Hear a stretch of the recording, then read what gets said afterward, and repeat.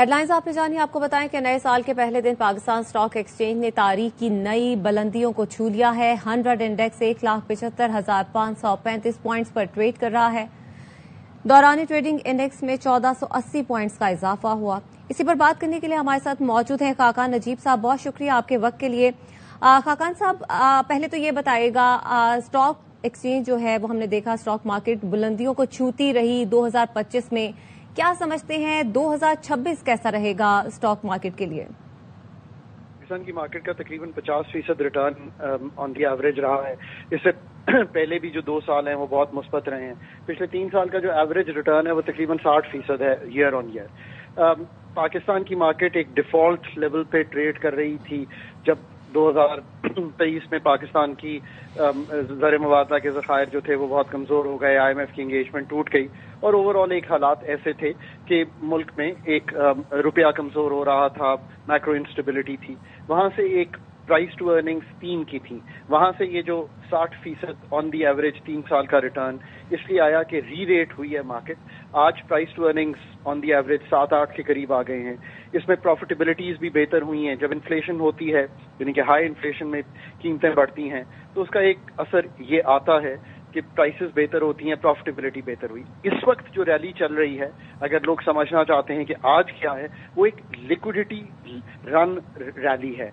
पाकिस्तान में लिक्विडिटी इसलिए है इस वक्त मार्केट में कि प्रॉपर्टी इन्वेस्टमेंट टैक्सेस की वजह से नहीं अच्छी, बैंकों के रेट 8-9% हैं वो नहीं अच्छे, जो मैक्रो स्टेबिलिटी है वो सीमेंट हो गई है बिकॉज IMF की इंगेजमेंट कंटिन्यू कर गई है और लग यूं रहा है कि पाकिस्तान प्रोग्राम में रहेगा। तो मैं बार बार कहता हूं कि पाकिस्तान को रीडिजाइन करने की जरूरत है। IMF की इंगेजमेंट, पाकिस्तान को एक्सपर्ट्स लाने की जरूरत है जो IMF इंगेजमेंट को समझते हों और रीमॉडल और रीथिंक कर सकें इस इंगेजमेंट को, बिकॉज ये इन्वेस्टमेंट को, प्रोडक्टिविटी को, पाकिस्तान में सेविंग्स को, पाकिस्तान में जो कंजम्पशन लेवल्स हैं, इन 4 चीजों को एडवर्सली अफेक्ट कर रही है इस पर। अच्छा जी, आप अब कंटिन्यू कीजिएगा। Sorry ji. So not the 60% kind of returns, but अगर ये मैक्रो स्टेबिलिटी कंटिन्यू करती है, प्रोग्राम थोड़ा सा रीथिंक हो जाता है, ये हाई टैक्स रेट्स 54% के हम मैन्युफैक्चरिंग पर लोअर कर लेते हैं, हम GST को रीथिंक करते हैं, यानी कि बहुत सी रीथिंकिंग की जरूरत है।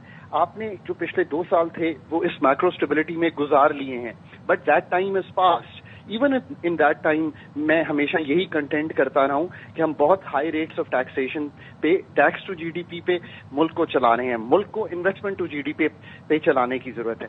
अगर तो अगले आने वाले साल में आप ये ट्रांजिशन कर सकें और ट्रांसफॉर्मेटिव गवर्नमेंट की तरह सोच सकें, फिर तो मार्केट के रिटर्न्स बहुत अच्छे भी हो सकते हैं। But otherwise macro stability, good profits, नए IPOs आए। पाकिस्तान की एक और चीज जो बेहतर हुई है, एक रैंकिंग जिसको सॉवरन रैंकिंग कहते हैं, बिकॉज IMF की इंगेजमेंट थी वो अंडरपिन कर रही थी, रिजर्व्स बेहतर हुए, $16 अरब के करीब स्टेट बैंक के रिजर्व्स हैं and these are fairly good reserves.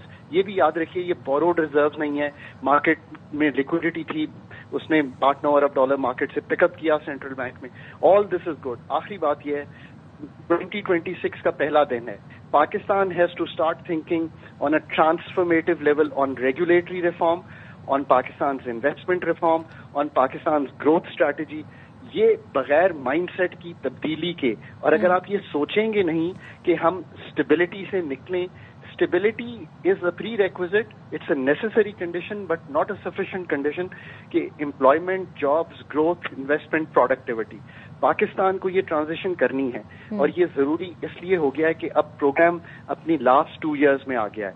अगर ये सब काम नहीं होगा और पहली 5 माह का डेटा जो है इस मालियाती साल का, जुलाई टू नवंबर, वो कोई बहुत खुशाइन नहीं है और वो ऑलरेडी मुझे सिग्नल कर रहा है, जिसको हम फास्ट मूविंग डेटा कहते हैं, कि पाकिस्तान की एक्सपोर्ट्स 3% कम हैं लास्ट ईयर से। That's not a good signal for Pakistan.